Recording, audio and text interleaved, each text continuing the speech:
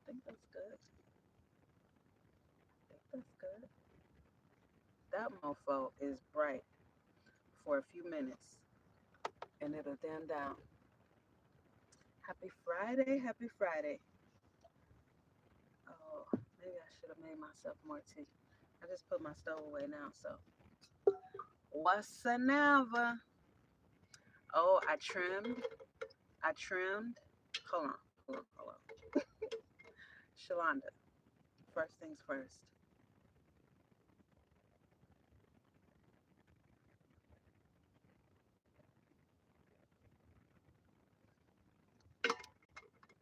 All right, I trimmed Paya because she just had two long legs with leaves at the top. I don't know how she grows back in, but I cut her just above the growth nodes on each stem. I cut her above the growth nodes. This looks a lot better. So it looks like I don't want to touch it. Oh, yep. She's got some, you won't be able to see it, but there's a little bit of fluid leaking down from where I cut. Like I said, I'm not gonna touch it. I wonder if it'll catch. You see it where it's shining? Yeah, it's running down right there. But she looks a lot better. And I just rearranged them a little bit, but I like that a lot better. So we'll see how it grows in. We'll see how that grows back in. So happy Friday, happy Friday, happy Friday. I'm still working with which time frame works best because some weeks 5 o'clock is good. This is my first time I think doing a 5:30. Last week I did 6:30 and that was great. I was debating on doing 6:30 again this evening. Um, 6:30 seemed to be a pretty good turnout, but we'll see. We'll see how this live turns out, and yeah, and then we'll take it from there. So hit the like button as you come in. Say hi to your girl. Let me know who's in here when you get in here, and also let me know where you're watching from. I love to see where people are watching from that come in. If you end up catching this on the replay, thank you. Make sure you hit the like button. If you're not subscribed, consider subscribing. If you're not a member, consider joining. I appreciate all of that very, very much. So yeah, this week, y'all, tonight on the live, I really, really, really need to brainstorm. I need to brainstorm. First, let me say this. Yes, I'm a van lifer, and no, I don't have the typical traditional van life channel because I have a life to support. And what I mean by that is before I moved into a vehicle in 2017, before I started documenting my life as a mobile dweller on YouTube, my focus was on figuring out how to become an entrepreneur and get away from being self-employed. So that is really where I'm at. And because that is my number one priority, I don't and I haven't had a traditional job that can support my van life and being and and moving around to where I can record videos as a van lifer that people would really like, which is moving around, maybe not different states. That's not what I mean, but just traveling around more and the vicariousness that people live through the whole van life YouTube experience and even Instagram experience, because my focus really is on creating some type of product to put out into the marketplace, figuring out how to create a service, figuring out how to package the things that I've been doing for free for over a decade as far as teaching and coaching, figuring out how to become an entrepreneur. So I know my channel is not, and I've said this a few times before, and it's not, I'm not apologizing for it. I'm just saying, um, this is what it is. My focus is on becoming an entrepreneur, and it like I said in a couple of my videos before, when I discovered car dwelling, which is what it was back in 2017, when I discovered that, my first thought, the first light bulb that went off on my head was, this is perfect because my income is about to be iffy and shady, with with figuring out how to become an entrepreneur. So, bam, instantly cutting out that huge overhead is perfect. So I already knew that I'm not going to be in a position to move around like that. And back then it was a lot easier because a lot of my content was, day one of sleeping in my car, 2 weeks sleeping in my car, and putting on my what is it called? Doing my own tents and reorganizing and trying to downsize enough. All that stuff was interesting back then because it was still very new back then. And that's what my content was. And then I got sick, and then my home got stolen. You know what I mean? Because I was sick and I wasn't in it. So then it got stolen. So now I'm homeless.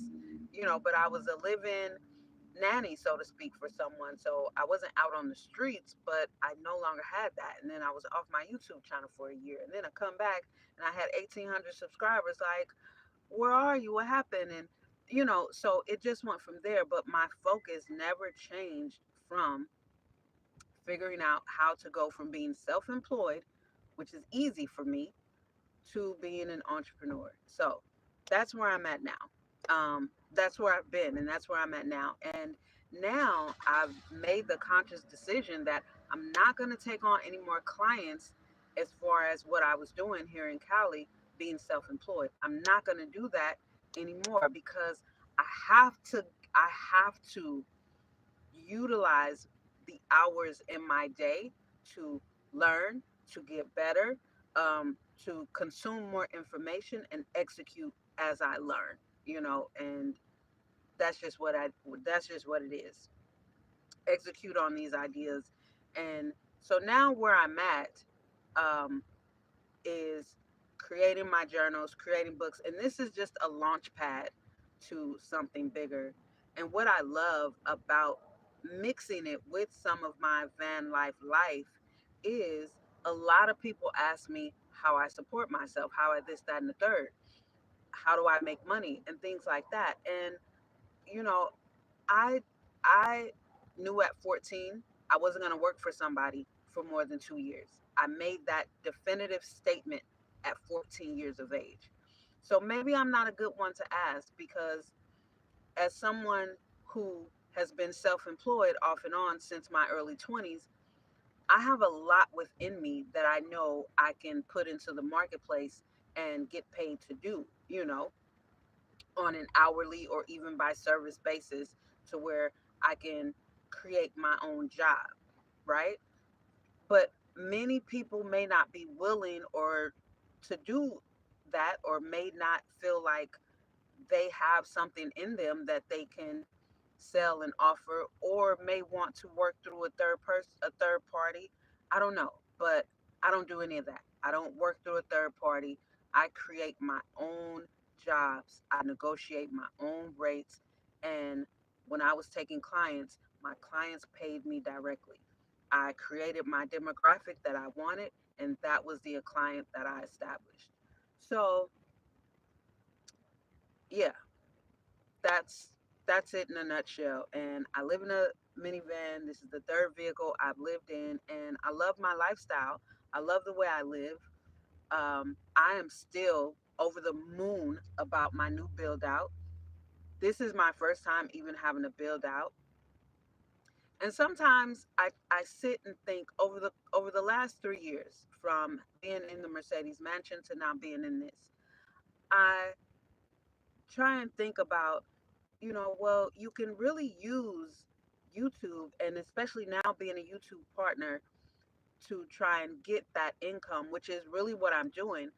But the thing about it is, because I don't have consistent income, or I'm not working through a third party service, it really is difficult for me to move around, because moving around requires gas. And I'm still, a lot of times, because I really need to preserve my gas, because my income is so inconsistent at this point, you know.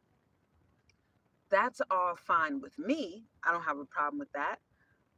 But it doesn't make for great content. It doesn't make for great content, because I'm pretty much in the same place all the time. And all I do is work on things to create, to put into the marketplace. All I do really is watch Alex Hermosi, who I've been watching for a couple of years. All I do is watch, like, I don't watch van life videos. I watch videos to help me become an entrepreneur.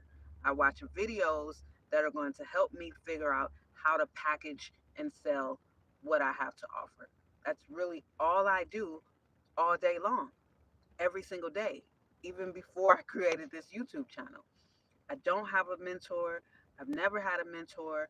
I've been searching for about 7 years for a mentor, and I just I I just haven't been able to find one. I've paid to go to seminars. I've paid for online classes and coaching, and just a bunch of stuff that I feel like at the end of the day, people are probably just kind of getting over on.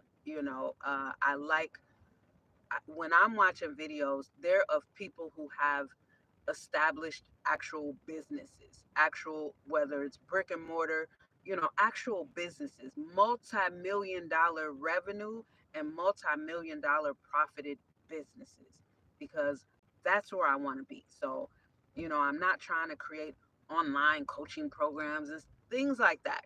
So that's really where I'm at. And when I do have something interesting within my van life to capture, I capture it. So that was a pretty long intro. That was a pretty long prelude to me saying, um, this week's live, tonight's Friday Night Live, is really going to be brainstorming. I want to share the idea that I have with you, and hopefully get some feedback, quality feedback, trash feedback, although I'd prefer quality feedback. Any feedback is good, because it may make me think about something that I didn't think about before. So all feedback is going to be good in this instance. And I had another idea before I started this live. So let me show you. So this here is, for those who may not know, again, hit the like button. Thank you so much. I appreciate it. If you're watching a replay, put in the comments hashtag replay. Let me know you're watching a replay, and hit the like button. So I am a licensed cosmetologist, but I'm no longer behind the chair. I haven't been behind the chair since 2016. And I was a colorist. I specialized in curly hair, and I was a colorist. I love the chemistry of hair. I love color theory. I love hair color. What's good? What's good? Oh, sorry, spider. Uh-oh. No, I don't want to report. I just want to see it.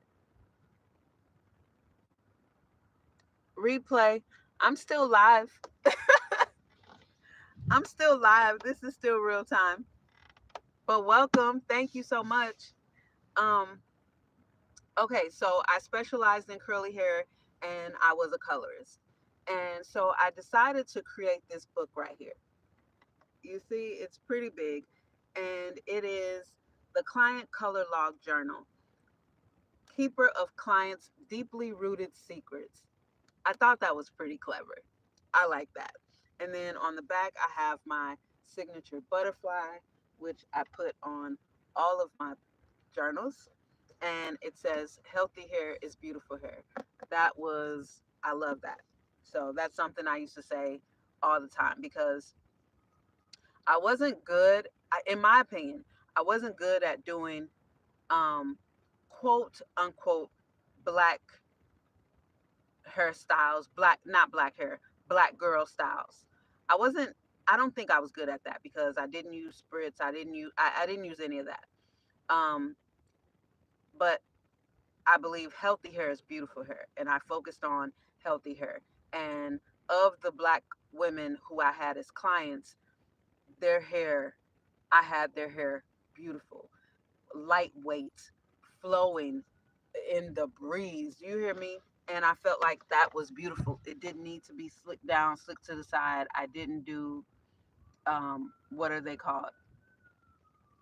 What are they called? Where you put the cap on and all the gel. Quick weaves. I didn't do quick weaves. I didn't do weave. I didn't do any of that. How do I keep this chat on?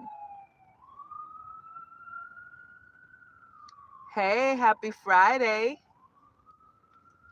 So, all right. So let's get down to it. So this is it. And it has 200 it has 220 client spots. So here's what I did. I really love it. I'm so proud of this. And one of my girlfriends, Julia, in Minnesota, who I was in cosmetology school with, she's still a colorist behind the chair. I was sending her my ideas and sending her the pages when I got it put together. So to get her input on it because again she's still actively behind the chair. So that is just the title page, and then here I put in a lost and found page with the salon phone number and then the stylist name. Now because it is so big and there are so many client pages, I made some index pages with the numbers. So this way it's easy for the stylist to find the client that they're looking for. Let's say this is for one independent colorist, right, who has a salon suite, the Sola or the Phoenix salon suites. So she's the only stylist that's using this book. And as she fills it up, the client comes in for her appointment. All she has to do is look through the index pages to find that client's name, see what page they're on. Oh, page 57. Okay. And then go to page 57 because all of the pages are numbered. So this is what, and unless you're a colorist, this probably isn't going to mean anything to you, but I'm just showing you what it looks like. Can you see that? So this is what the page looks like, and the back of each page looks like that, right? So additional client details, and that is for um, additional client details, whether it's at future appointments, they keep track of stuff there, or whatever the case may be. Now, if it's a salon, let's say one salon chooses to use this for all of the colors because if you're working in a salon, the clients may be the clients of the salon and not the stylist clients. You know what I'm saying? So the salon may have their own color log that each stylist, when they're doing a color, they put it in there. So that way, if that client books an appointment and the last stylist they were with isn't in or no longer works there because the client is a client of the salon and not the stylist. So the stylist may have left, but the client chose to stay at the salon. So they'll get the next colorist who's available to do their hair. Now, they are able to still find the client, see what's been done already, and continue on with logging the information. So, here's my idea for how I plan to sell this. It's on Amazon. It is on Amazon. But what I want to do is find, do my research, my Google research to locate salons and salon suites, write down all the address and everything, and then go there, pitch it in person, take this copy with me, pitch it in person, and get orders. Try and get orders for this. Here's a couple of ways I was thinking about it. I would use my Google Docs to to gather their information, the salon, the name, their email, their phone number, the salon address, their suite number if they're at the Phoenix Salon Suite or Solar Salon Suite. Get their suite number, and then if as stylists buy them, now I'm talking about independent stylists, right? As they buy them, I would email them. That would be their receipt. I would email them confirmation of they just purchased this, and of course it would be delivery. I would take it to them, take it back to them, and I would accept either cash payments, um, PayPal, or Cash App. Yes, ma'am.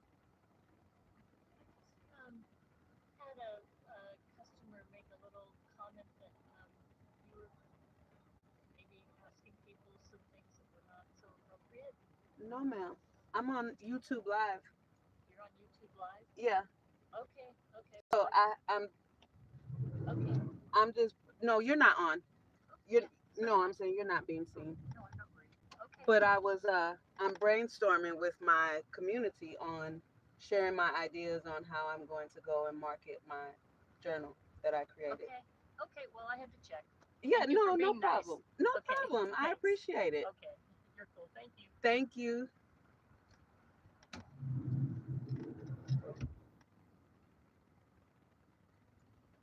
Okay, so anyway, um, so then where was I at? Okay, so as I get orders, I would email them like right there, right there. This is all happening in real time. I would email them their receipt, yada yada yada. So that is if I'm able to take orders like right away in person. If they were interested, but they didn't feel comfortable with that because it's like you're just walking in off the streets. I don't know if you're gonna run off with my money. I don't know what's going on. Then I would just have them go to Amazon directly and purchase it, hopefully right there in my presence. You know what I'm saying? Just so I can be sure.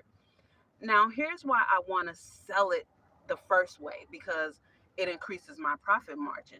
You know what I mean? If I sell it directly, it increases my profit margin because now I can just order it from Amazon at my order the author copies, right? So the author copies are way discounted. Like I can buy them myself for much cheaper and then sell them for the price that I'm selling them for, and that greatly increases my profit margin. Whereas this book sold on Amazon, I think my profit, I don't remember off the top of my head, but I think my profit is like 10 or $12 or something like that. I don't know. Um, but still, if they do it that way, that's great. And it goes to an actual sale on Amazon, which increases my chance of getting that Amazon bestseller tag. You know what I'm saying? So that's pretty much what I was thinking. That's pretty much what I was thinking. And also, if they just chose to order it through Amazon, you know, all the benefits there. I would still take their information though. If they wanted to go to Amazon, just so that I can have some data, and then I can do my own personal follow up with them via email, and kind of give them a heads up on whatever else I come out with, because through Amazon, I don't get any of that data. I don't know who purchases, I don't see any names, I don't get any emails. That's all collected by Amazon because essentially they're Amazon customers, right? So I also, now keep in mind, I am doing a giveaway.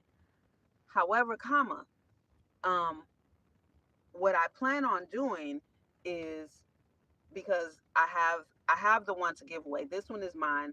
I've already started using mine, but this one is mine, right? So, and then I ordered the 6 month gratitude journal, one to give away, one for myself, and I ordered another one that I'm gonna gift to one of my girlfriends. But so I'm gonna take them all, right? I'm gonna take them all with me because, like, why wouldn't you need all of them? You need this for your business, you need this to organize your mind, and you need the gratitude journal to center your gratitude and just your whole spiritual side of your being. You know what I mean? So that's the plan. That is the plan in a nutshell. um yeah. So what do you think? What do you think? I know I'm gonna have to catch the comments hopefully in the replay, but yeah, that's what I got. That's what I got.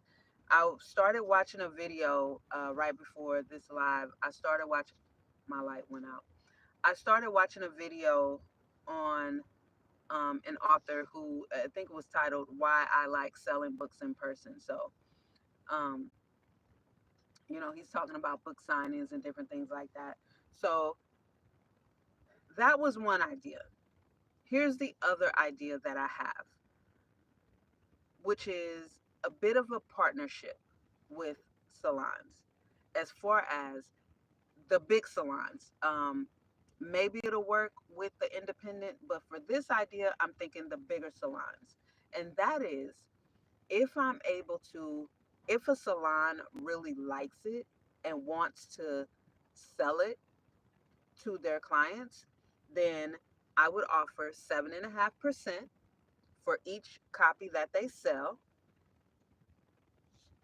And what I was trying to figure out is how I would how I would get them. How would I go about, would I take a deposit so that we split the risk? Would I take all of the risk by ordering some copies up front and then putting them there? What, that's what I'm thinking. How would I do that?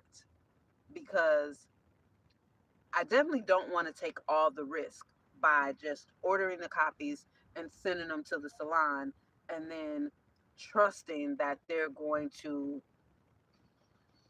um, be honest, or I don't know.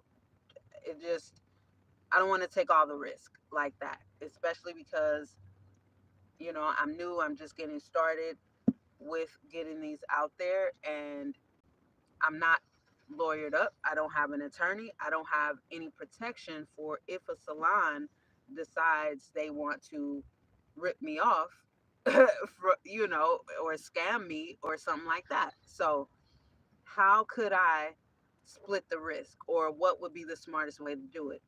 Another thing I was thinking with doing it like that is, maybe I can just give them one for display, and they could send the clients to my Amazon to purchase it.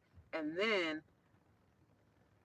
from there, how would I be able to track their sales, the sales that came from their salon? How would I be able to track that, considering the fact that I don't get any of the data from the sales on Amazon? You see what I mean? So, yeah. And this is where um, having a business coach or a mentor would be helpful.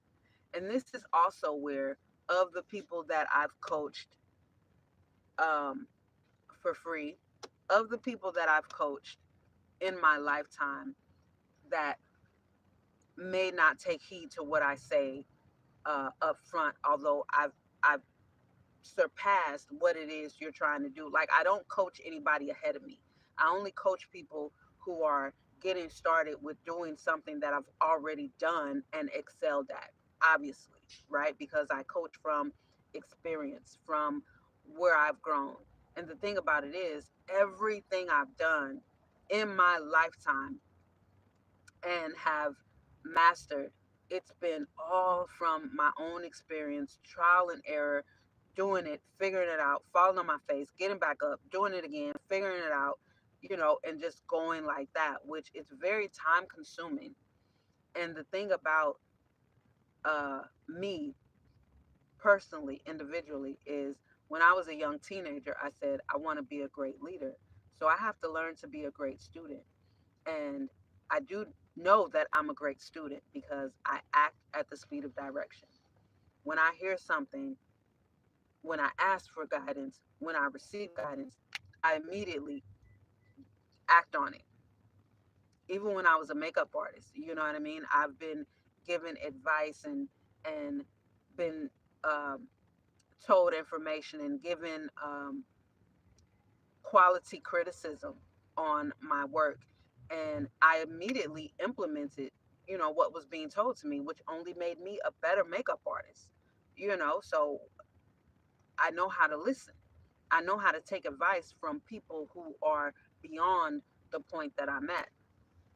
So that's another one of, like, what I was saying at the beginning. I would love to figure out how to package up my coaching and mentorship.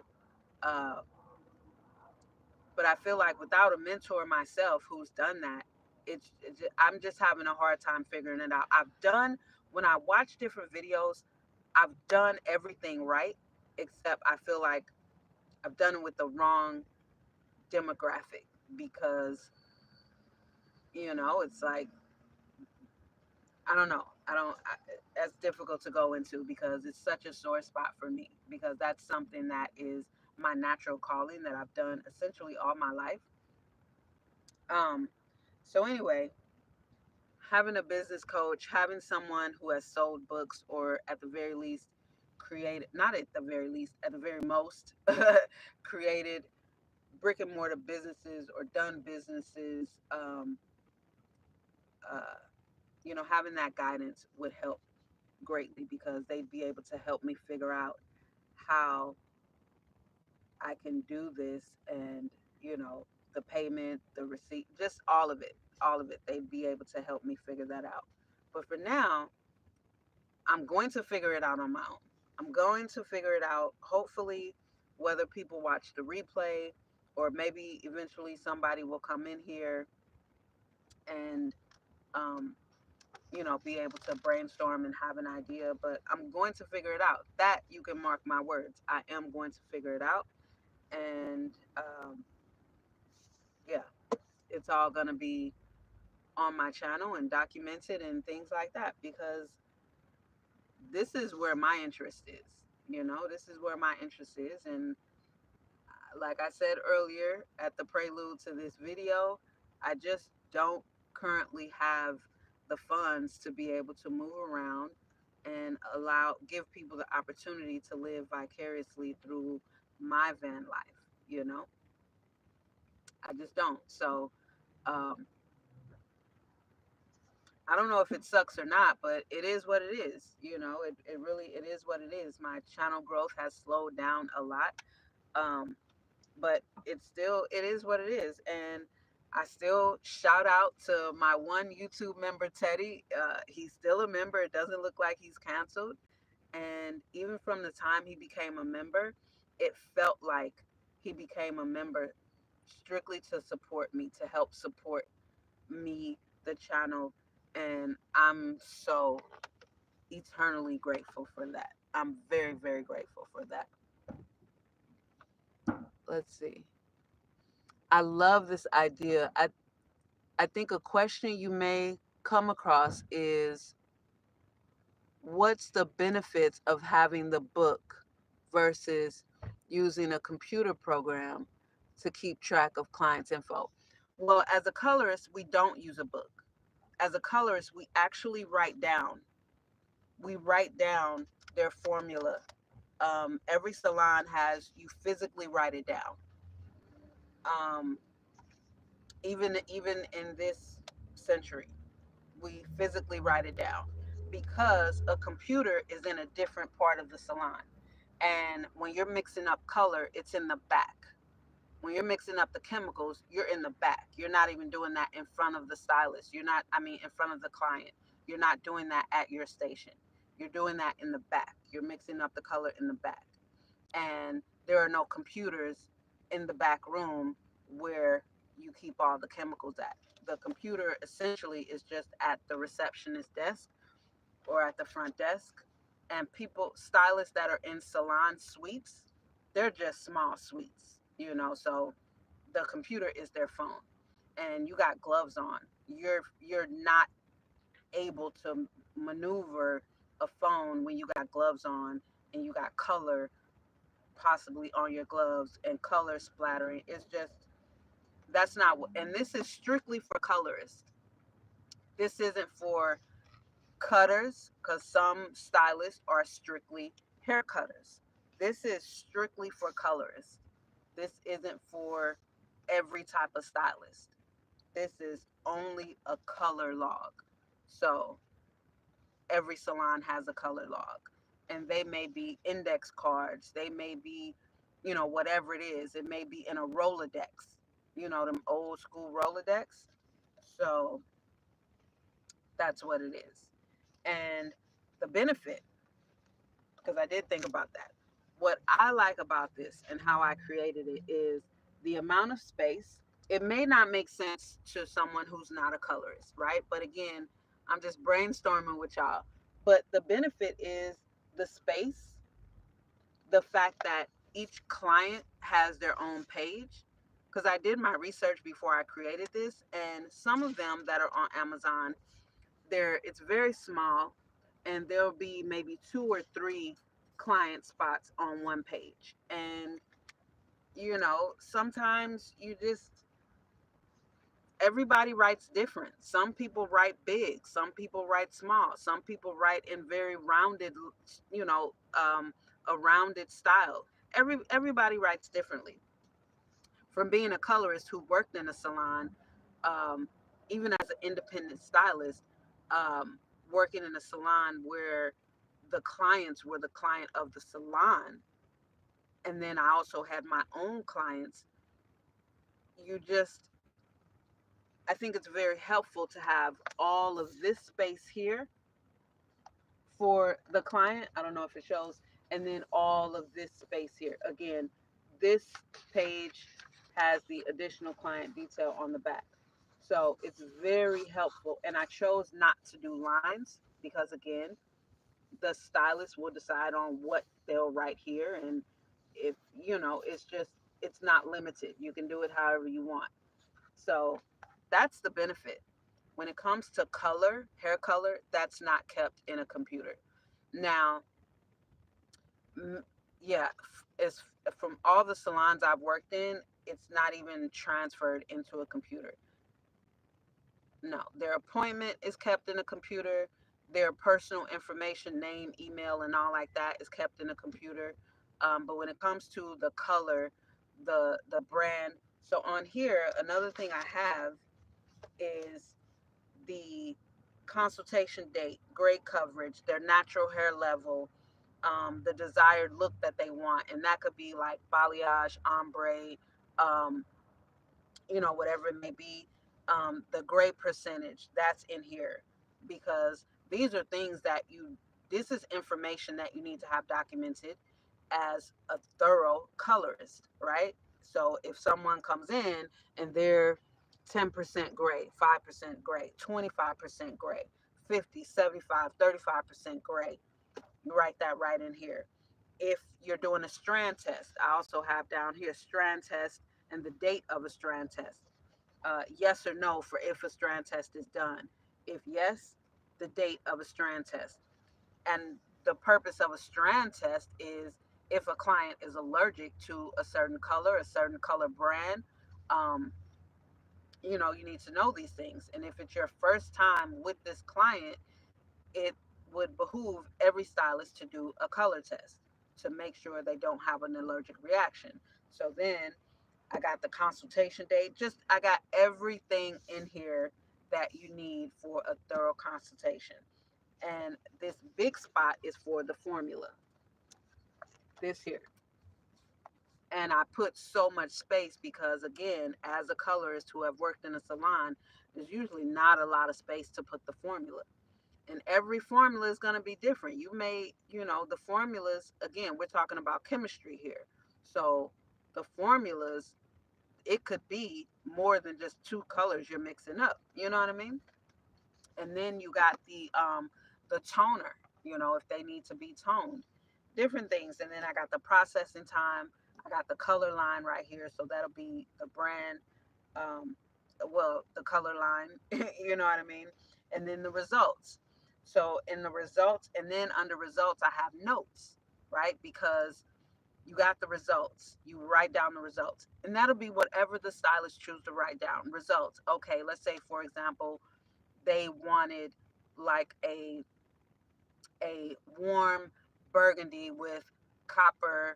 um, with copper low lights. Let's say they wanted copper low lights, and it came out where the copper low lights were um, a little more reddish tone, like a little more burgundy, so not too much of a transition to where you see the burgundy from the copper low lights. So then that would be the result. The notes you can put in, add more whatever color, use a lighter developer, whatever a higher developer, I mean, whatever it may be that the stylist will find. Um, this information, all of this detailed information that you get during the appointment, during the consultation, it's all beneficial to a colorist. But this is very specific to a colorist. It's not beneficial to anyone else, any other type of stylist. There's nothing about hair cutting on here. And I only dealt with the hair that grows from the scalp, so this definitely wouldn't work for, unless, well, no, it wouldn't work for someone who does weave, because you're not dealing with natural hair that grows from the scalp. So it's going to be different. The pH of someone's hair connected to their body, connected to their scalp, is different from just coloring hair on a weft. You know what I mean? So that's really the benefit. The colorists know that all this stuff is written down. Sorry for the long explanation, but that's really it. So yeah, things like that aren't kept in the computer. No, only the client information.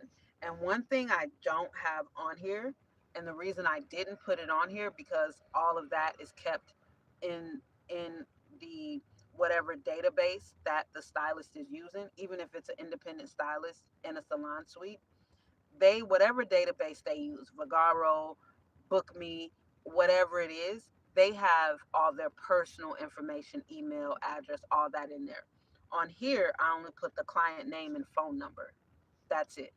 Because at the appointment, um, that's really all you're gonna need. Like if you need to call to follow up, if you need to call, if the client's appointment is at 1300 at 1 p.m. and by 1:05 they're not there and you want to call, you can just look through this right quick. Because again, as a colorist, we're gonna browse through this information before their appointment to see what was the last thing we did. So I, in my mind, because this is something that we do, it'll be handy. So you got their phone number right there. but I didn't put email in here and all of that information because that's going to be in their database. It doesn't need to be in here. That was just too redundant and it would take up space. I wanted all of this to be spacious. Even the client name section is spacious.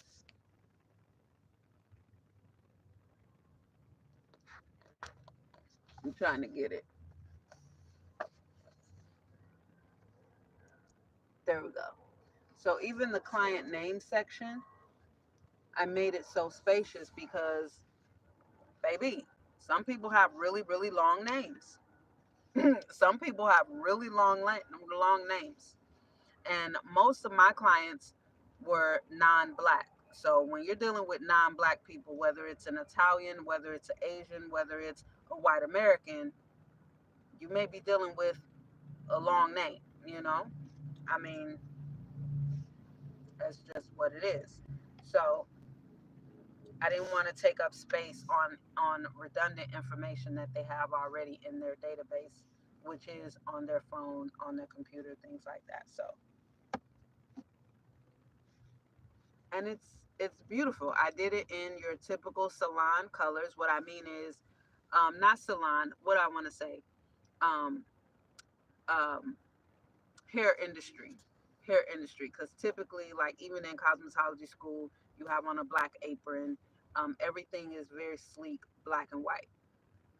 Different color lines, their color may not be black, but I wanted to do this because it looks good. It will look good in any aesthetic, no matter, even if it's a salon suite and they got pink or purple or whatever their branded color is, it'll fit right in. But typically, it's gonna be something sleek and mainstream.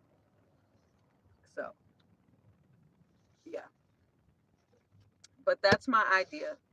That's my idea to just sell it directly, take orders directly, go to the salons directly, pitch it, pitch myself, pitch my other two journals, and let me show you guys this one too. So this is one of the ones that I'll be giving away on this channel. This one and my gratitude journal. So you got the belongs to ownership page with the date received, and this is what each page looks like. And up here on each page, it says something different. Each page, there's a different little phrase just to inspire you. You know, it's not a prompt of that you have to write something along that lines. Like this one says, clever ideas happening.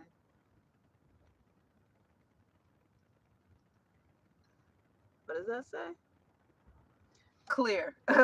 Clear ideas happening, clever ideas happening, extraordinary ideas happening, masterful ideas happening,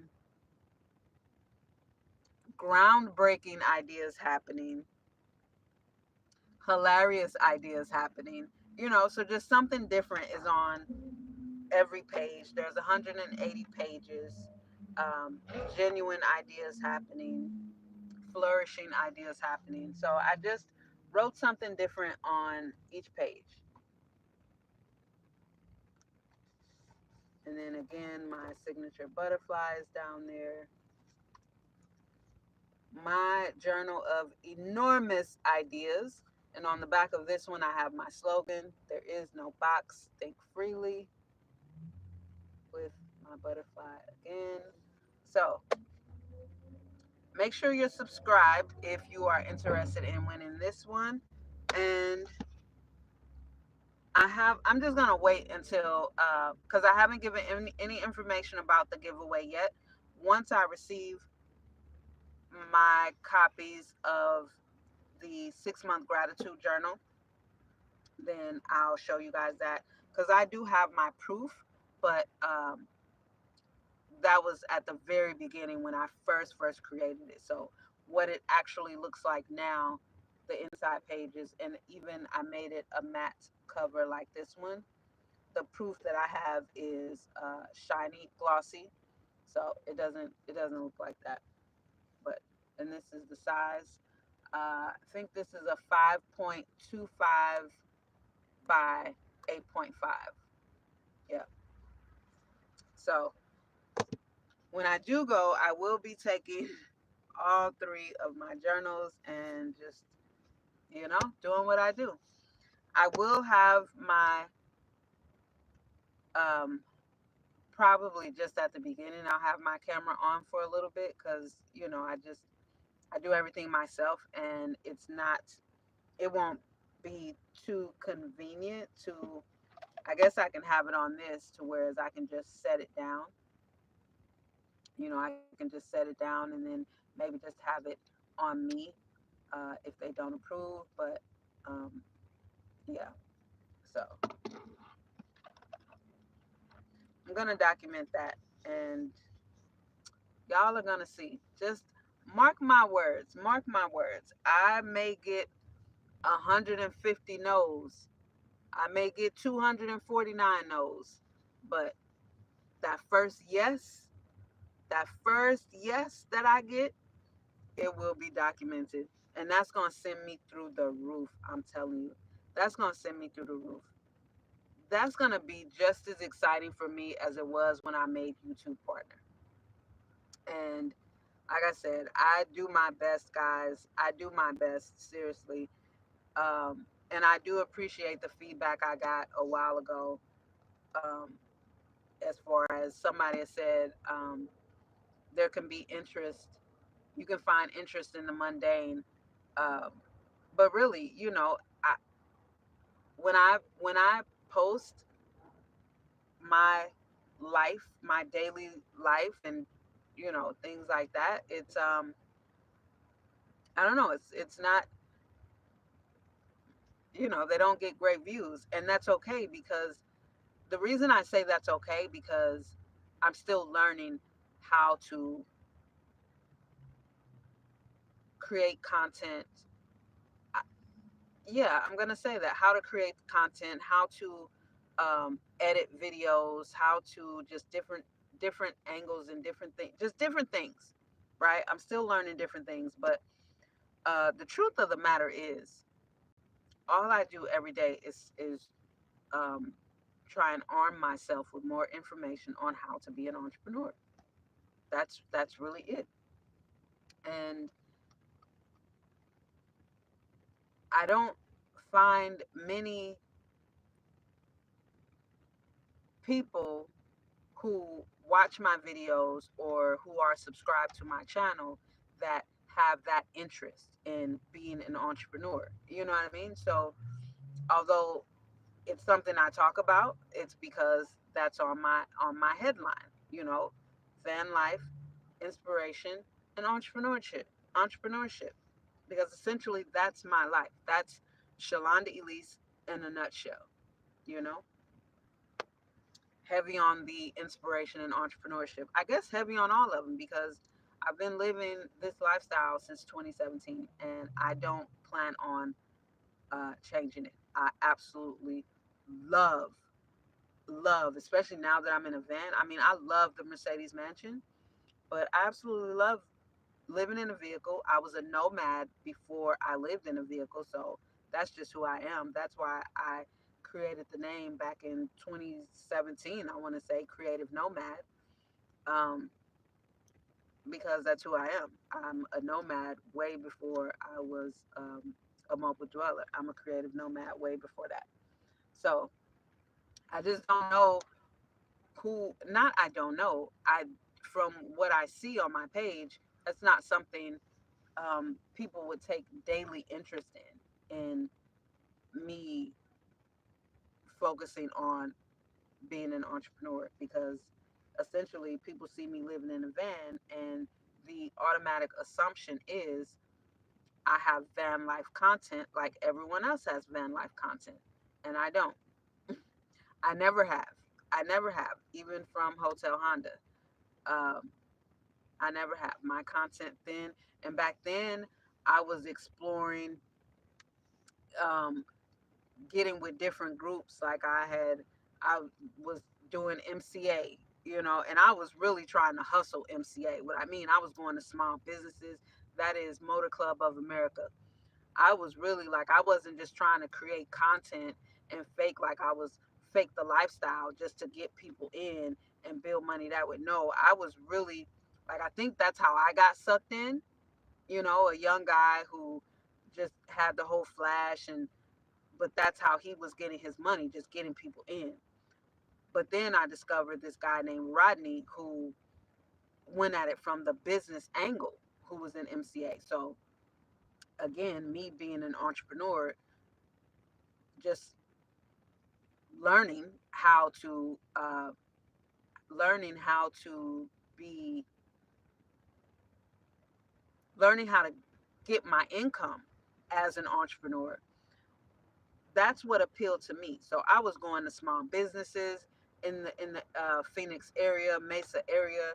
I'm looking up these businesses. I was doing my research. I had created, printed out the things, and put them in a binder, with the clear cover and things like that. Like I was really trying to hustle it. And again, I had no income, so I was just doing what I could and learning how to get better. Watching a lot of Grant Cardone at that time, so I can learn how to sell better. And that was rough. That was rough. I didn't actually get any sales.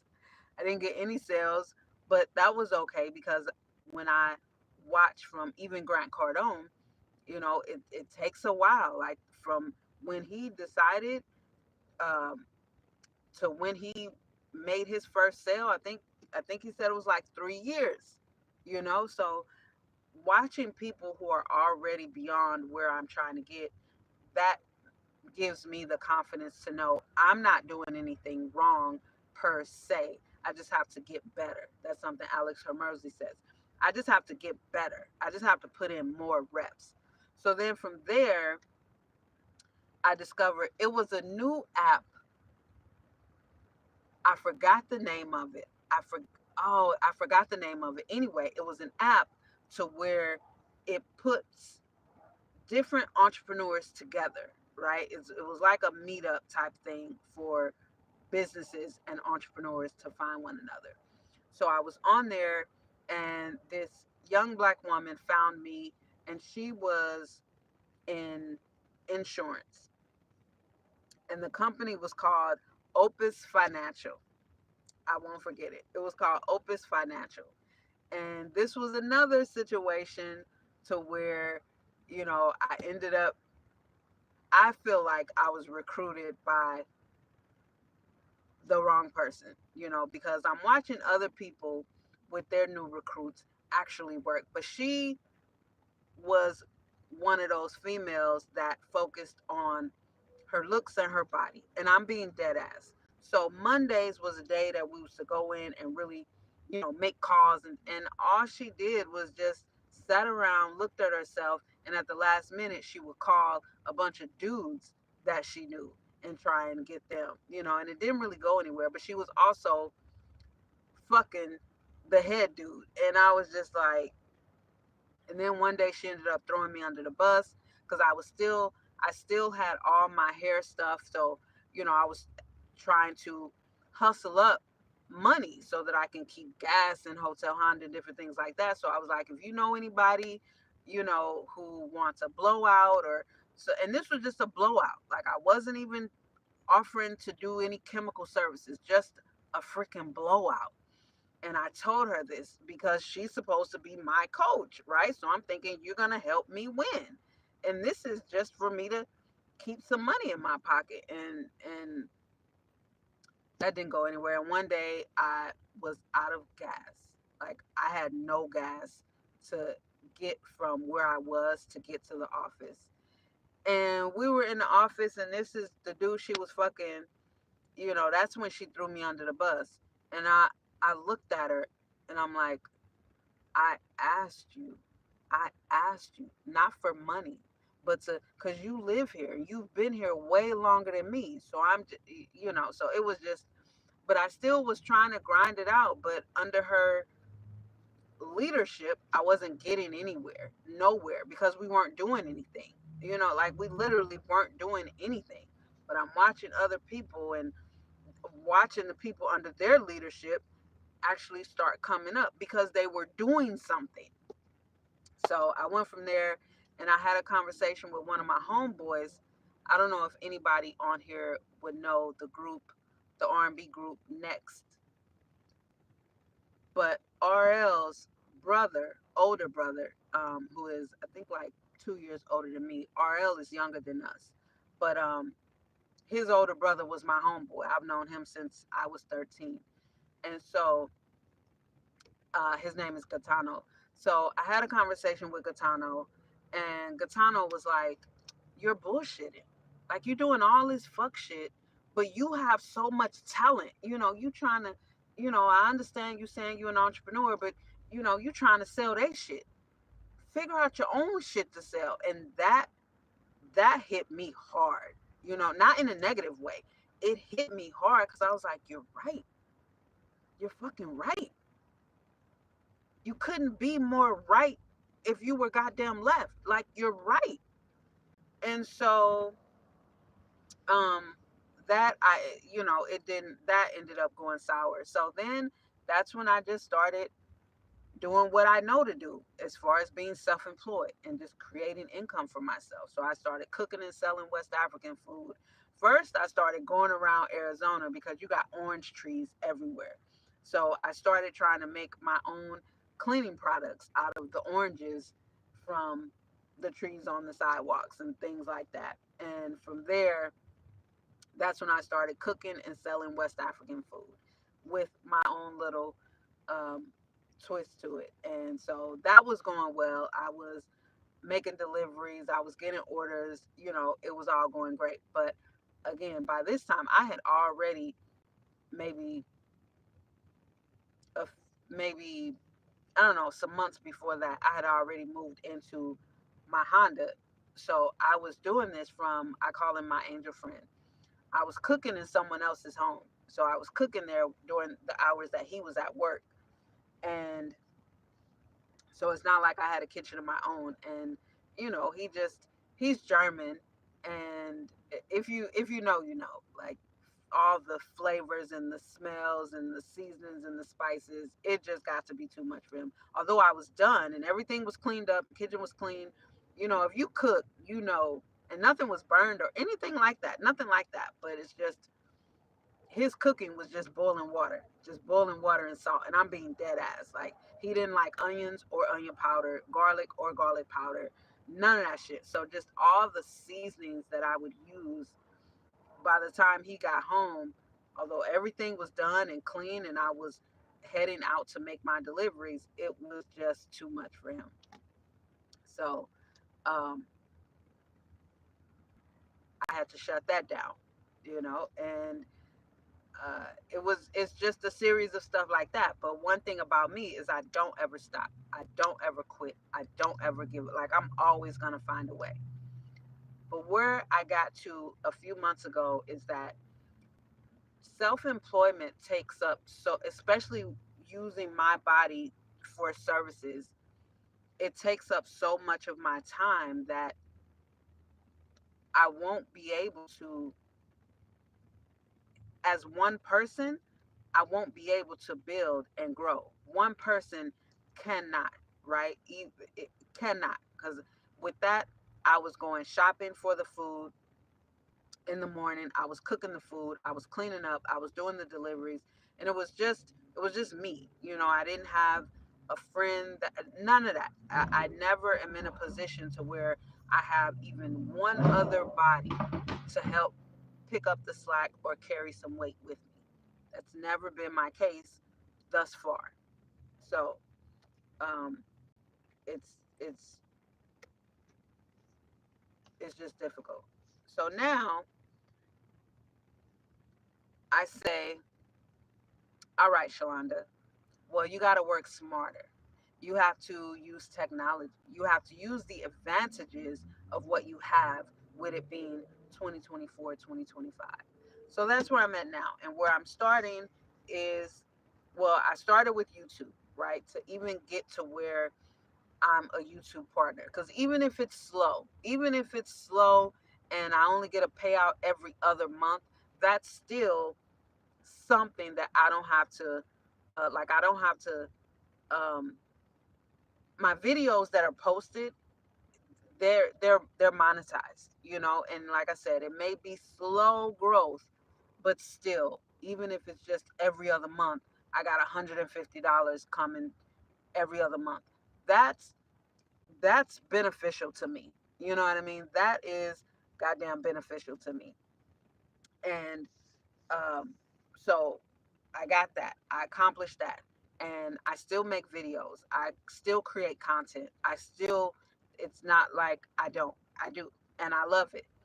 So now I have these. I have these. And I've sold 10 copies already. I've sold three of these and seven of the, um, what is it called? Seven of the 6-month daily gratitude journals. So I'm geeked about that. I'm so excited about that. And the funny thing is, even with that, like I texted, and on my personal social media page, people that I know personally, that I've known for 30 years, that I've known for 12, 15 years, people that I know personally, all right, that we've broke bread, they've been in my house, I've been in their house, people that I know personally in Minnesota, personally, I've asked them, because this is my thing. Those who really want to see me win, they're going to help me win. They're going to just simply purchase a journal. Like this one is $16.99. The other one is a paperback, $7.99. This is nothing, even in this economy. Because everyone I know, they work. This is nothing. And not only that, but a lot of them buy large amounts of weed. They work. They work, right? And they, so it's not like $20 is a stretch. This is not just me, sending it off. The people that I know that I contacted, $20 is, now I could ask them for $20 and they will cash app it to me. But asking them to buy my journal, I'm still waiting for some of those purchases to come through. But if I was to ask you for a handout, $20, yeah, they would cash out me $20, $30. No problem. Like before before they reply back to my text, I would get the cash out. I could text for $30 and before they even reply back to my text, they would just cash out me the $30. Cause that's a handout. That's like, oh, she need money. But this, can you buy my journal?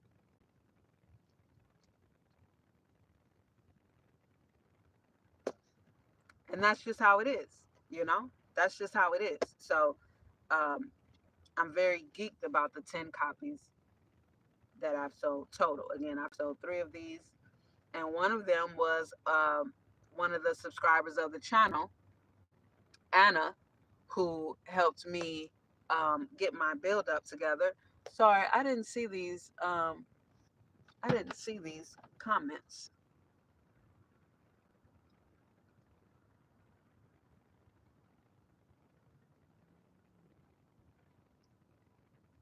Hey, Rhonda, have you ever thought about turning your channel into a talk show? You are good at that. Love learning, love hearing your ideas and views. Um, you know, I hope you're still here, Rhonda. Sorry, I didn't see any of these comments. You always share great experience.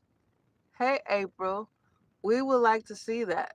For example, I have a book and want to learn how to publish it like you did.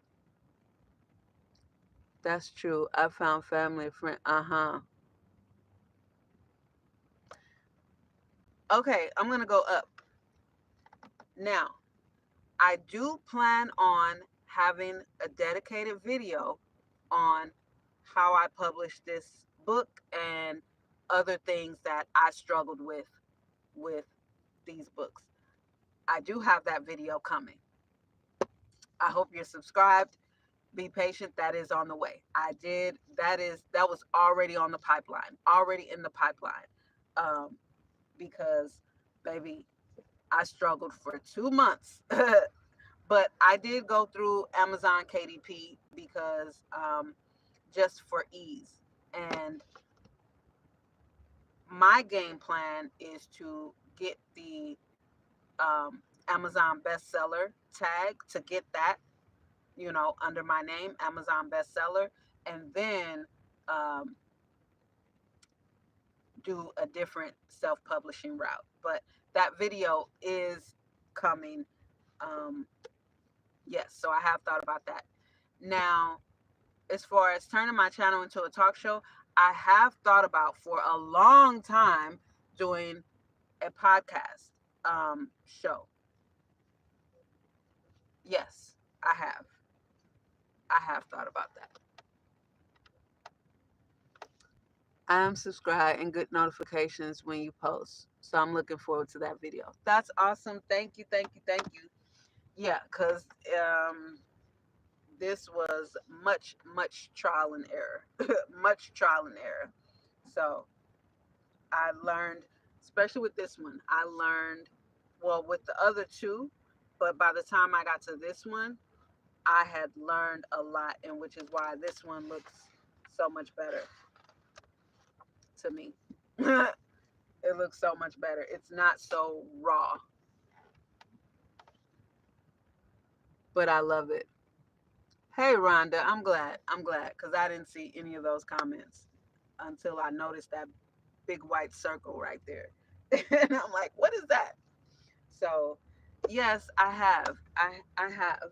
And but if you notice,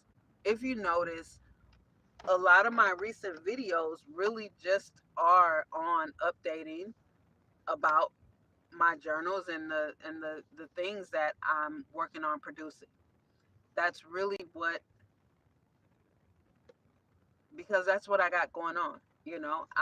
I'm in this parking lot at the library mostly because I can connect to the Wi-Fi while being out here, and there's not many places where I can be inside my van and connected to Wi-Fi, and where I can be overnight too. And I discovered another parking lot. It's a big strip mall that they have Wi-Fi in the parking lot too. So sometimes I go there. I haven't slept there overnight yet. Damn near. I damn near did. I was awake, and I think it was like 3 o'clock in the morning when I left. And I do believe I could have slept there. And that parking lot they have security cameras. Like every now and again, it'll say this parking lot is being monitored for your safety, which is dope. I like that. But yeah, so pretty much that's it. Because again, I don't even think I've ever told you guys this, but I don't even have a network. I don't have phone service. I'm just on Wi-Fi right now. Because once I stopped taking clients, and this was my sacrifice. Like I went from 7 clients making just shy of $5,500 a month. I think I was making 5,400 and something. So I was making damn near $5,500 every month. My outgoing at the time was only $300. So I was making great money. And this was all just on my own, not through a third party. I found all my clients on my own, but I was working at one point 7 days a week. Which is why I chose Instagram to be, my social media platform at the time, because I did not have time to record videos, edit videos. I did not have the time for that. I was busy. I just needed to do and post it right then and there, and make reels and shit like that. I didn't have the time for YouTube, um, because I've been on YouTube for so long. I knew the process. I knew what was required. But when I decided that I can't do that anymore, because again, I had a limited time that I had set for being in California. And doing that, the way I had my business structured, it was like, okay, I'm stuck here, or I just have to leave my clients abruptly, and then the way it was set up, once I left that, then essentially I would be unemployed and have to, so that just wasn't working. It got to a point to where I was like, okay, Shalanda, this isn't gonna work. You got to figure out how to be a digital nomad. So that's why I stopped taking clients. I didn't try and refill my, none of that. I said I'm just gonna have to sacrifice, and I'm gonna have to figure it out and make it work. I'm gonna have to figure it out and make it work, because I have to be able to have income so that I can move. So I don't have to be stuck in one place. If I go to a state and before I get there, I say, okay, I want to go to Florida, but I only want to be there for 8 months to a year. I want to know that I have my income coming automatically. I don't want to have to create a service, use my body, to work that service, and then figure it out again when I leave. I don't want to do that. I don't want to do that. So, yeah. And this is just one angle, this is just one aspect. And it's also why I like going live. And ironically, although they don't always get tons of views, my lives, even in the replay, my lives get more views than my videos. You know what I mean? But I like that live engagement. I like that real time, real moment. This is what's happening, you know? This is what's happening. Welcome to Le Château. Friday vibes. What's up, Samaj? Friday vibes. You know what it do. So yeah, that's really it. That's that's really it. But I do my best. I do my best. I really do my best. Um, and I'm looking over here because these babies are just so beautiful. If y'all see I'm always looking over here, this is why. This is why I cut this one down today. But this is why. It's just, if you've been following, then I love my plants. I love my plants.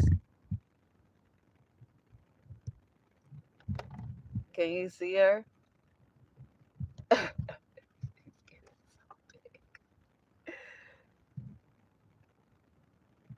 She's getting so big.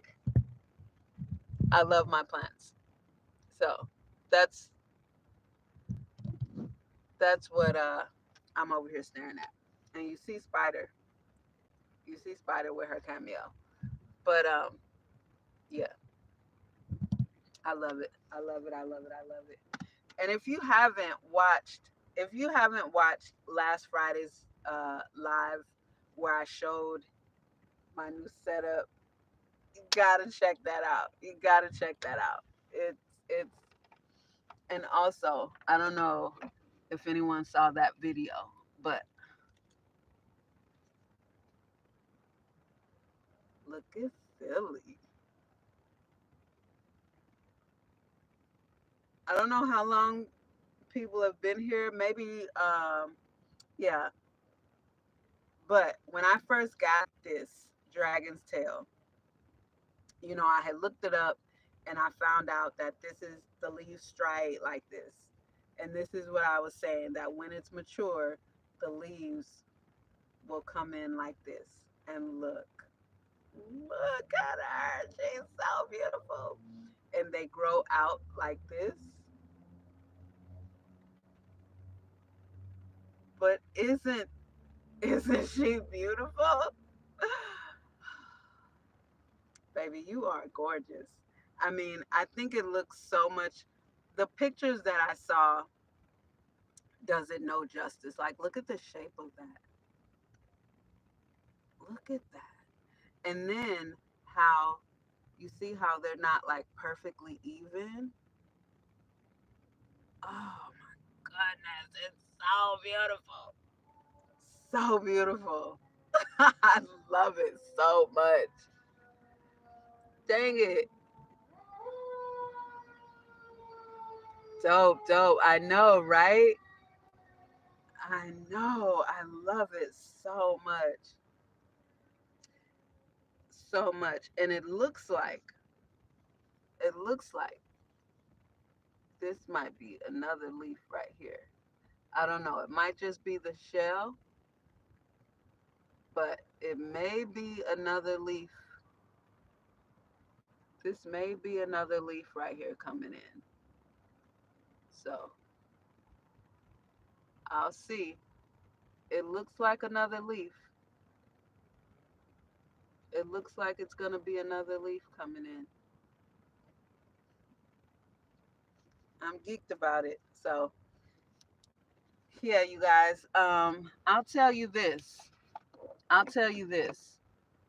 Creating content as a aspiring entrepreneur with no steady income, it's not the easiest thing.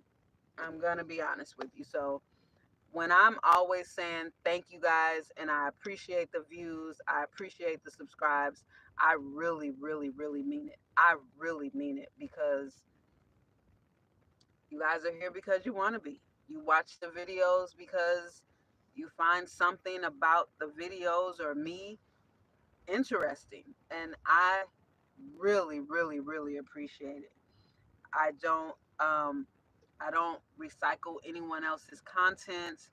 It's just creating original content as someone who is working on building my income. It's tough. It's really, really tough. Yes, that's another leaf for me. Yes. You rock, sending love, queen. Thank you so much. Thank you, thank you, thank you. I need it. I need it. I need it. Yeah, I thought that was another leaf. I thought that was another leaf. So, but again, if you have any ideas, what what does your shirt say? Bad vibes don't go with this outfit. Bad vibes don't go with this outfit. Well, my outfit. It says bad vibes don't go with my outfit. That's what it say.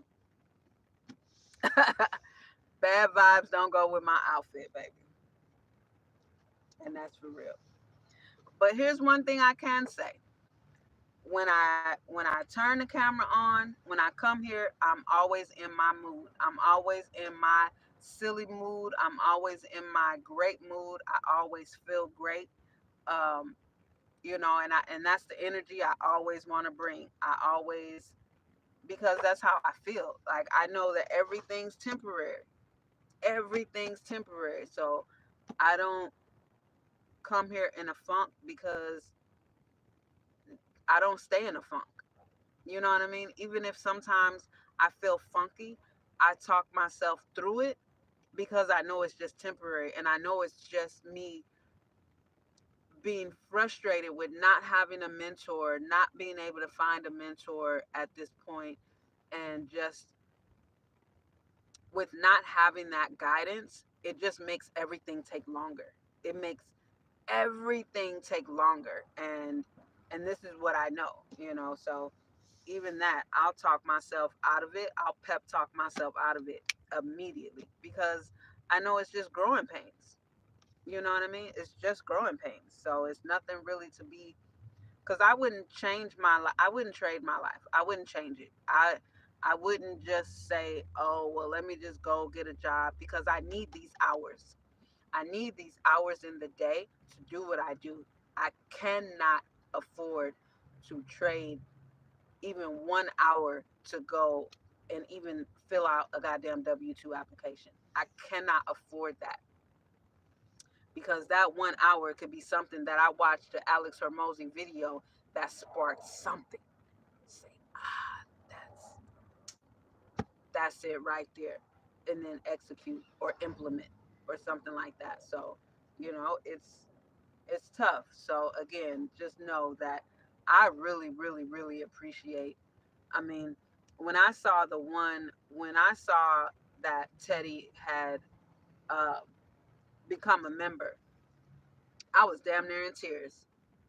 I was damn near in tears. Like, that was so dope to me. I was like, and like I said, felt I felt like he became a member just to support and help me and the channel. Like, that was just support. Even even some of the member only videos that I have up right now, he hasn't even watched any of them. And from the beginning, from even back then to right now, he still hasn't watched any of them. But like I said, the moment I saw it, just instinctively, I knew this is pure support right here. And it just moved me to tears because, like I said, and like April agreed with, people that we know in our real life, would rather make themselves feel better by giving us a handout than to support our endeavors. Because that's different. That's different. Like, oh, she actually puts oh, okay. Oh, yeah, let me make all kind of excuses or just ignore her request, for even feedback, even just to look at it and give me feedback on, oh, that looked good, or whatever. I don't know. And when that's what I was saying, when the subscriber when Anna texted me that, look what I just got in the mail, and it was this, I was like, I didn't even know that you had ordered it. Like, I had no clue. And then another, I believe she subscribed to the channel, but she's been following my Instagram since the Mercedes Mansion, so for a couple of years. And I didn't post the link or anything. I just posted a screenshot of them finally being published after 2 months of me back and forth trying to figure it out. And I woke up to a DM saying, I ordered mine. I ordered two of the 6-month journal and one of these. And I was like, what? Are you serious? And she's the one that gifted me the Amazon gift card, and even her note in there. Her note, I'm serious. I'm not I don't cry easily. Like, I'm not I don't cry when I'm mad or cry. I don't cry easily. But when something hits my spirit, I'm moved. Every part of my being is moved. And reading her note to say that she, was sending me that gift card because of all that she's learned from me, even just on my Instagram, because she engages heavily with, you know, some of my Instagram. I only talk on my stories. I don't post reels or anything. But that was very touching. Very, very, very touching for me. And, I'm really grateful. I'm really grateful. And that's why I say I appreciate you guys to the utmost. I really, really do. How will we send you stuff? By mail. The only way I don't, I'm hoping in a few months to get another virtual address, but the only way I've had something sent to me, it was via Amazon. And they used a pickup location. So I was able to go and pick it up, a pickup location near me. That was because somebody gifted me a toilet. I think I've mentioned that before. Somebody gifted me a toilet when mine went bye bye. And so, yeah, Amazon pickup location. That would be it. That would be all I know. So, and I think with that, it would just be a matter of, because I just gave her the zip code that I'm in. So, but yeah, hopefully in a few months, I'll be able to get another virtual address. So, because I no longer have one. I used to have one, but as I started, going away from clients, I didn't renew it. I didn't renew it. So let me bring you closer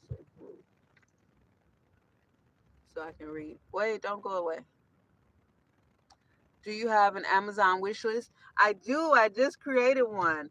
I think I have it linked in, what is it called? In the description?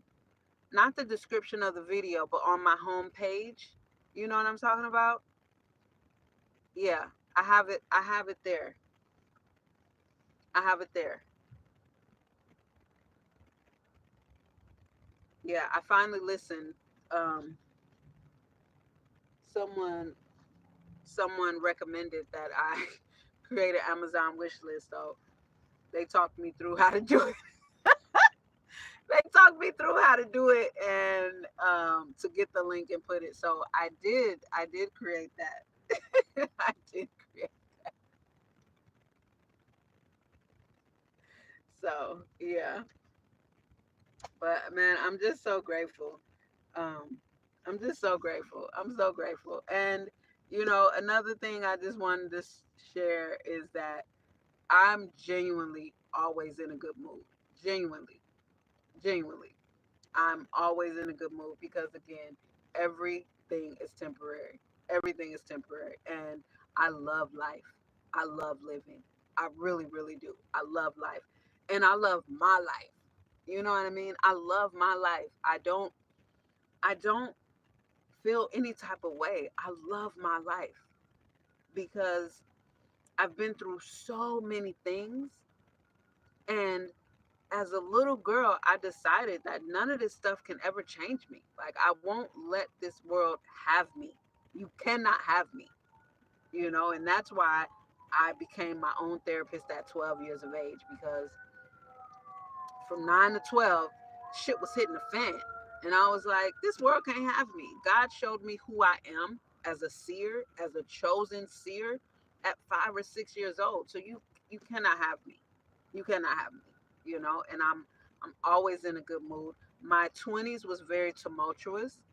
Um, and it was a lot of my 20s is when I did the most isolation. That's when I did the most isolation. I think I was meditating the most because, again, I'm coming off of being my own therapist at 12. So I was doing things that, I hear people talk about now. I was doing it at 12, 13, 14, 15, so just life in my 20s with my kids. And it was just really, really tumultuous. But even then, I remember I was working at a YMCA and I was homeless. And my two little kids were staying with their paternal grandmother. And I ended up picking up a second job at another YMCA. I was working at the one in Midway, which was midway between Minneapolis and St. Paul. And I was a supervisor there. I was the teen night supervisor, so I had keys to that one because I would close. And then I picked up an opening position at the downtown Minneapolis YMCA. And so, like, I mean, I'm dope. I don't have any hesitation saying that. I know that I'm a dope being because I've worked hard on not letting this world change me. So in my early 20s, I was in my young 20s. I was like 21.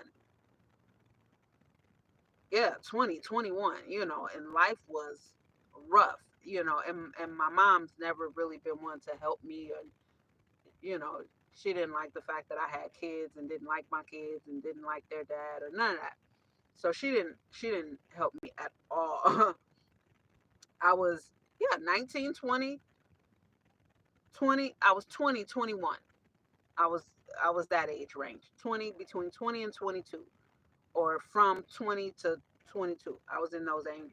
So at the YMCA, I was between 20 and 21. And so, I was in great spirits. Like, my coworkers loved me, the clients, the members. Like, it was really dope. I love the YMCA. Uh, I loved it. But it got to a point to where shit was really hectic. I was doing all that I could. I was filling out so many apartment applications.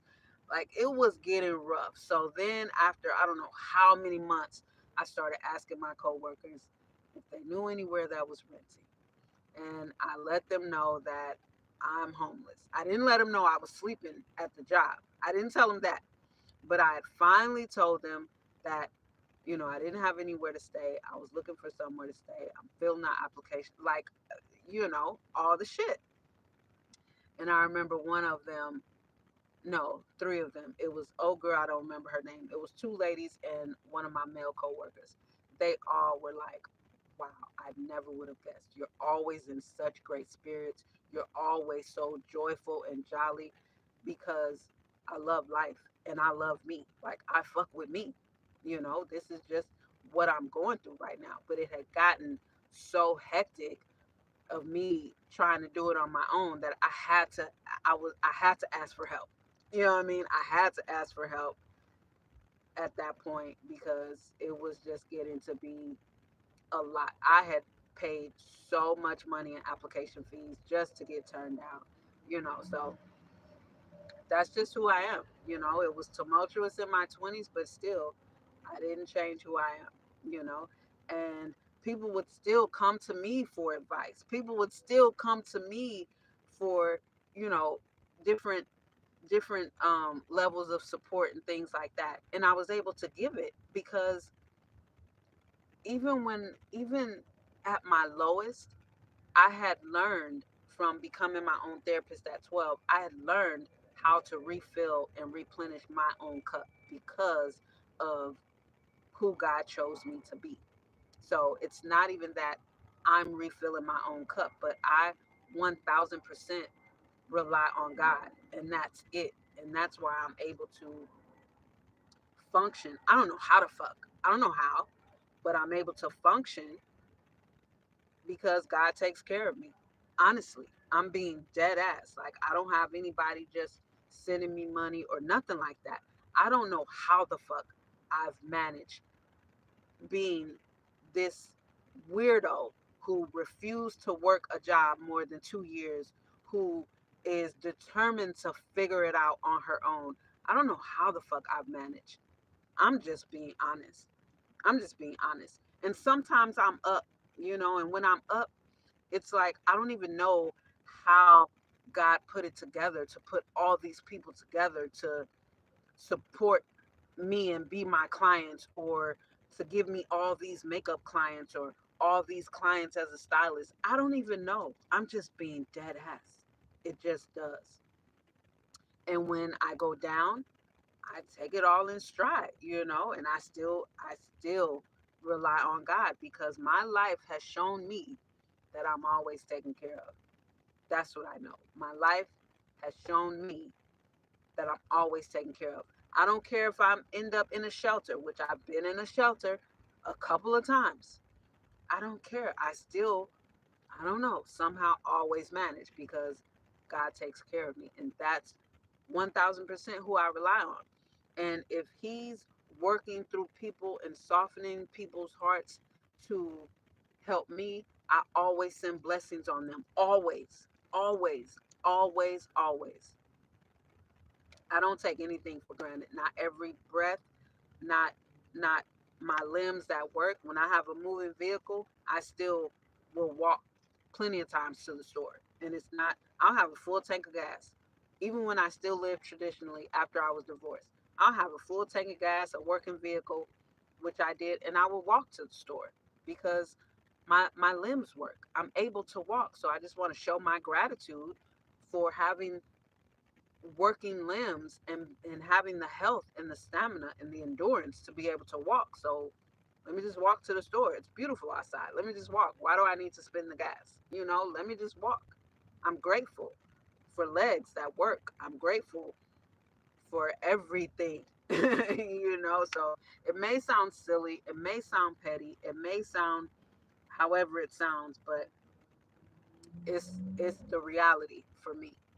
It's the reality for me. So I don't allow myself to think negative. I don't allow negative thoughts to bombard my mind. I don't allow any rough experience I've been through in the past to affect my present, because that shit is done. It's just a memory, right? So, but the moment isn't here anymore. I got past it. I'm alive. So why would I use my life to think about something that, I won? I got through it. I don't care what it was. You know what I mean? So that's my reality of life. Amen. God is the only one I depend on. That is a fact. That is a fact. That is a fact. That is a fact. Yeah.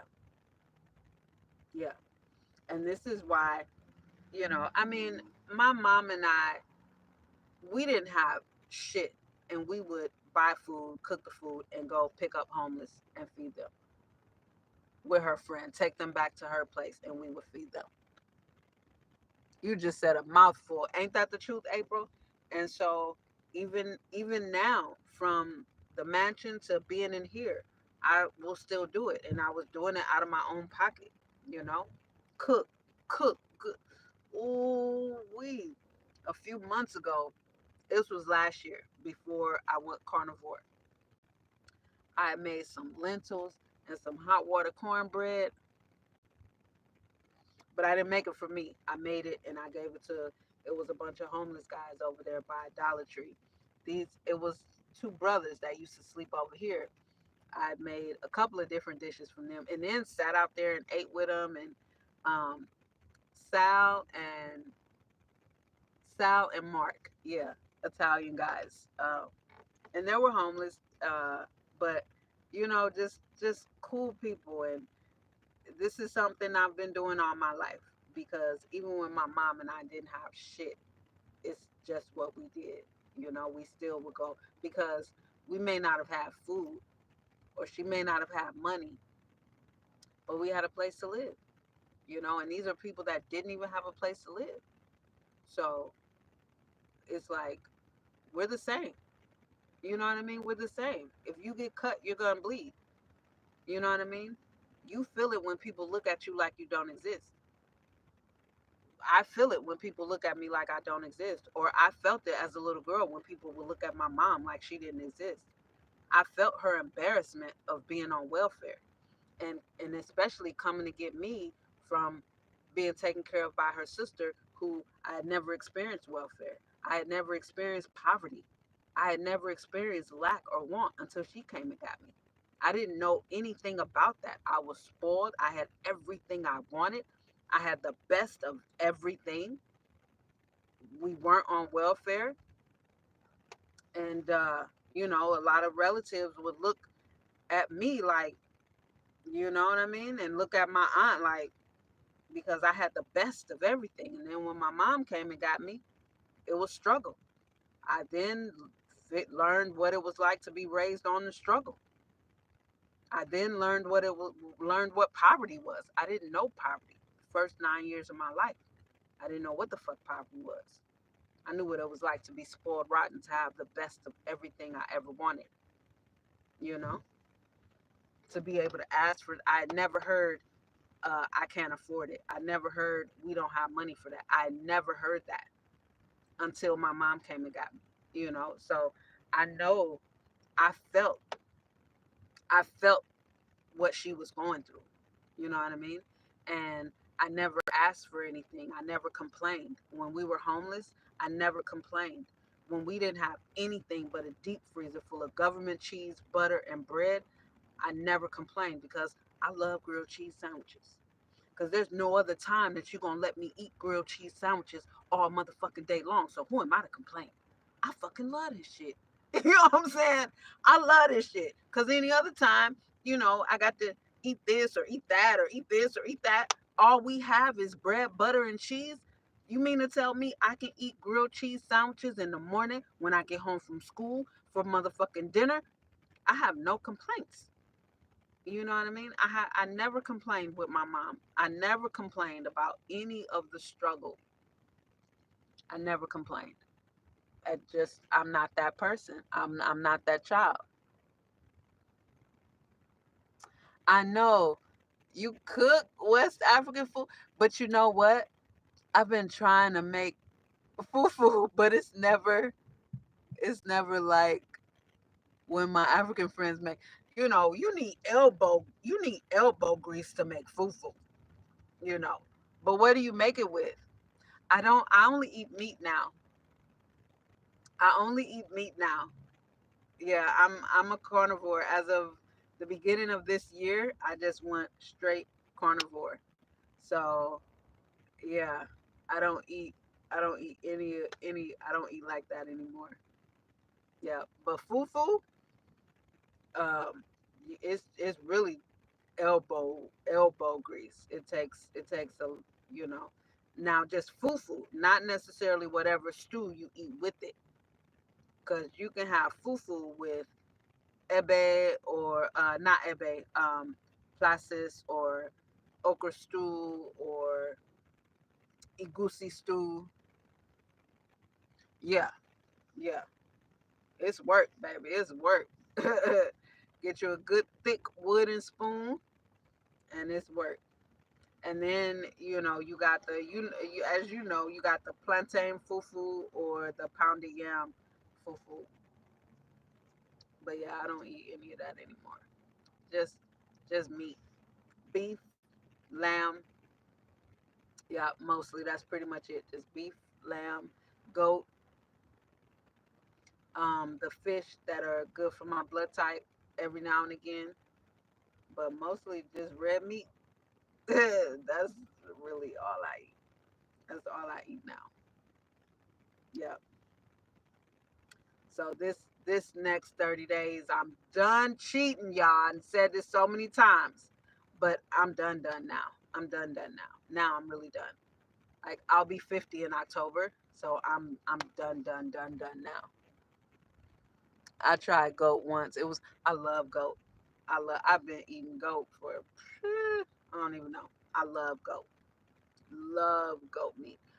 I love lamb too. I do like the flavor of goat meat more.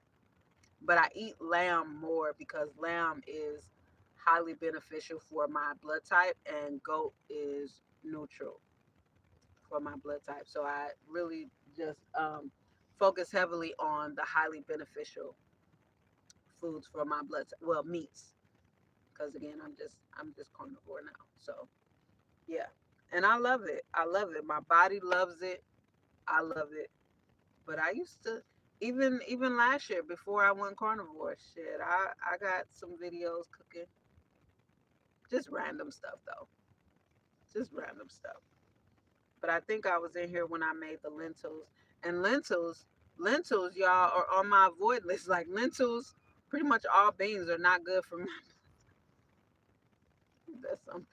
But them lentils and hot water cornbread that I made for the fellas, whoo, fire, fire. You hear me? Layered up them seasons, fire. But yeah, I used to make each country is different. Each country is different. So a lot of the things I made the Gambian version. So yeah, yeah.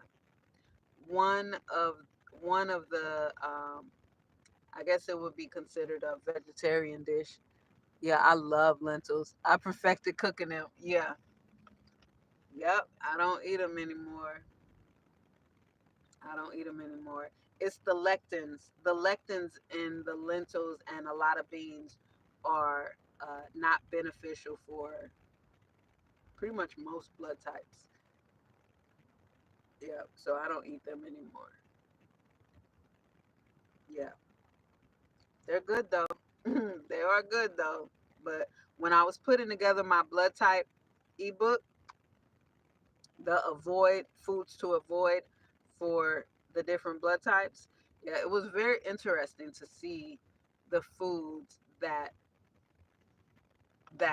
universally are considered healthy that are actually not good for most blood types because of how they affect the blood, you know, whether it is they decrease the microbiome diversity or um, increase my microbial imbalance. So yeah, it's very, very interesting. Many beans are not good for most blood types. Cassava, yucca is not good. And that's one that Dr. Sebi even spoke about. He was like, the thing about Africans, they eat cassava, and that's not good. Oh yeah, yeah, yeah. But again, I cut out everything. I cut out. That's why I just found it to be easier. I just found it to be easier because since O blood type is so red meat heavy anyway, I was just like, you know what? It's easier for me to just focus on and to just know that my blood type is red meat heavy, and I need to eat red meat 7 days a week.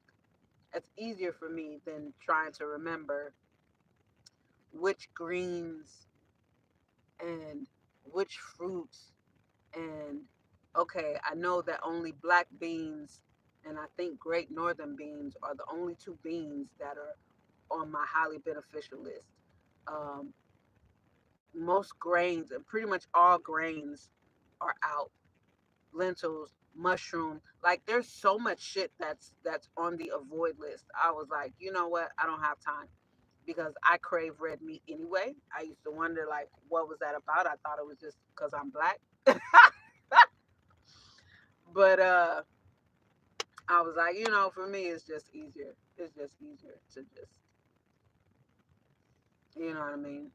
It's just easier. Let me just stick to that. And I'm good with that. I love it for me. I'm gonna have to look into that. I'm O blood type, but I don't digest red meat well. Ah, that's interesting. That's interesting. Yeah, that's very, very, very interesting. Very interesting. So you don't do well with beef or yeah, that's interesting. That's interesting to know. Hmm. So, but yeah, I'm gonna. Oh wow, that's very interesting, April.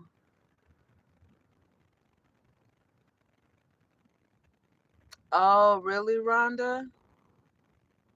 Oh wow, that's interesting. That's interesting. Yeah, I don't have any problems with it, and I've talked to quite a few other old blood types that don't either. But that's interesting. That's interesting. I wonder if it could be the quality as well, or if it's just the fact that it's beef. Because I stopped eating beef for a long time out of the grocery stores because that shit was gross. Like I could taste that these. When I started watching the documentaries, any meat. Oh wow! And you're O blood type, Rhonda, or are you a different blood type? That is interesting. That's interesting. That's very interesting. And this is why I say to people, and been saying this since I started heavy weightlifting in 2014. Listen to your own body, baby. Listen to your own body. I eat mostly chicken, turkey, and fish, but try not to do opas. Wow, that's interesting. That's interesting. There's another woman who follows my Instagram page. She's O positive. And she was saying like me, she craved red meat too. That's interesting because yeah, that's interesting. That's why I say even with this, I'm like, you gotta listen to your own body. You gotta listen to your own body. Ooh, I used to make, even when I was cooking the West African food, I would make a vegetarian version too. Because one of my girlfriends there, her mom is Jamaican, and so she's a vegetarian. I'm also open. I have to eat it. Oh, I'm also anemic. Ah, yeah, yeah, yeah. Okay.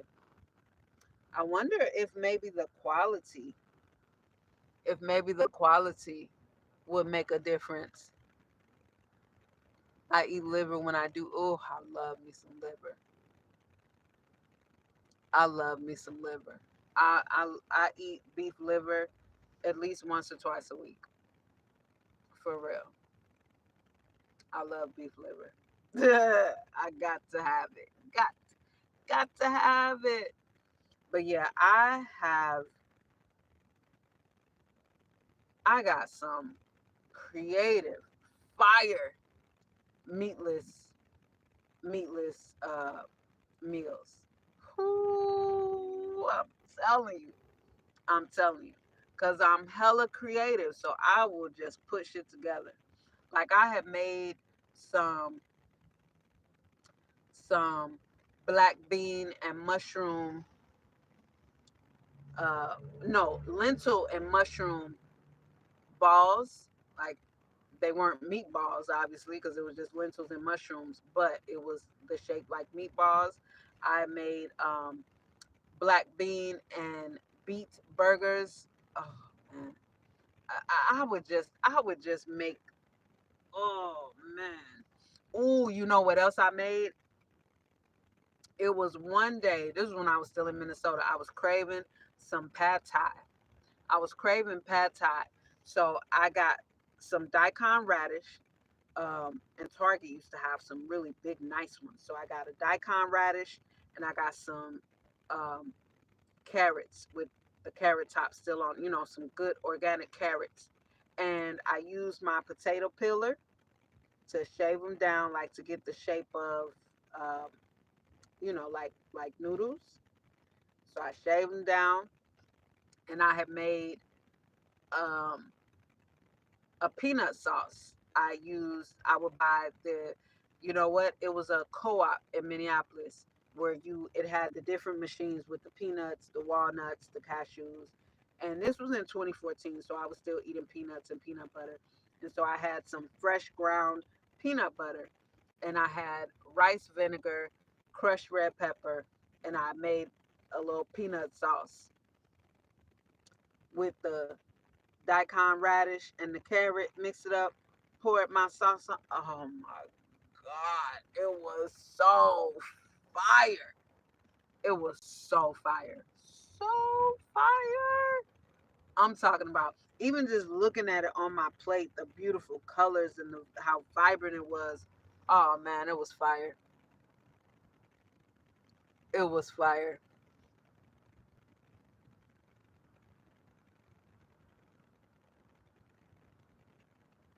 I love chicken liver with fries and barbecue sauce.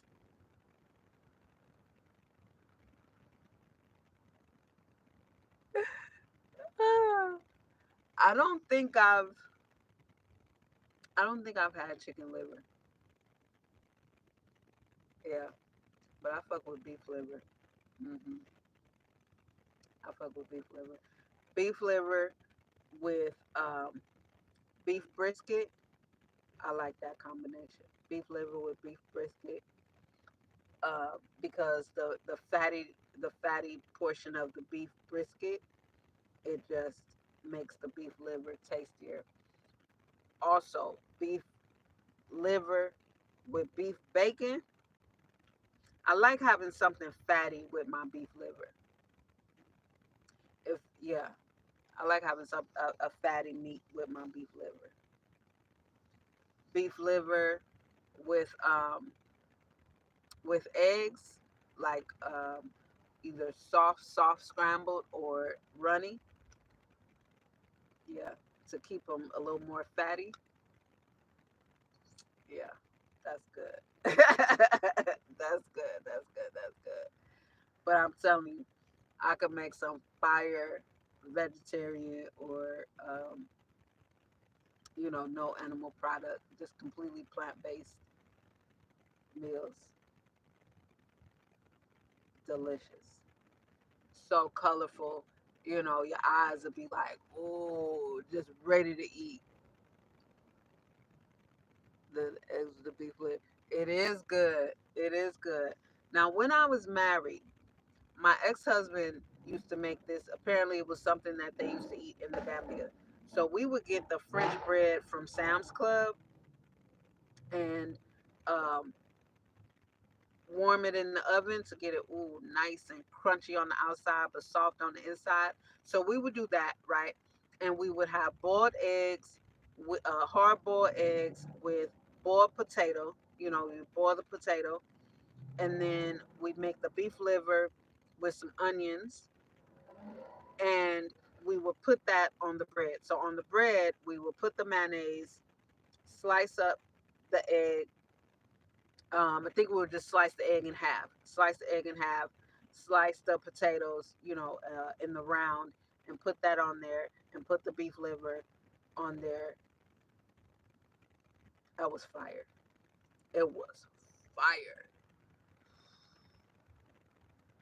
fire. I'm telling you, I was like, damn, this is good. This is good. It was good. Yeah, yeah. Yeah, that was good. That was good. Just the whole sandwich thing with the bread and the egg and the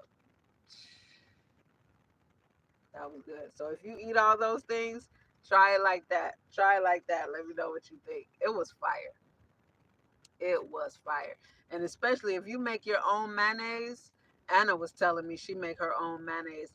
She make her own a lot of things. See, that's how I was too. I thought that was dope. But if you make your own mayonnaise, it'll probably be really, really good. And avocado. Yes, we will put avocado on it too sometimes. Fire. Fire. Oh man. So good. But I don't eat bread anymore. And avocados are on my avoidance, so I'm definitely not eating avocados anymore. And I don't eat potatoes either. So, damn it. Yeah. So, anyway, y'all, thank you so much for your ideas and your feedback on even just the channel. And April, yes, the video will be coming on my tips and insight on publishing your own book. Because again, it took me 2 freaking months, and I learned quite a bit. And once I got past it, I was like, this is definitely going to be a video because I'm sure somebody's gonna. I'm sure this is going to be helpful to somebody in YouTube land because if I would have had this information, it probably would not have taken me 2 months to figure that out. So that video is coming, and I appreciate y'all kindness and kind words and the subscriptions. So happy Friday. Have a great weekend. And I will see y'all in the comments. Thank you again for hanging out with me. I appreciate it. Y'all have a blessed night as well. And yeah, definitely check out my wish list. I appreciate y'all. Have a good night. Peace. Dope, dope live. Dope live.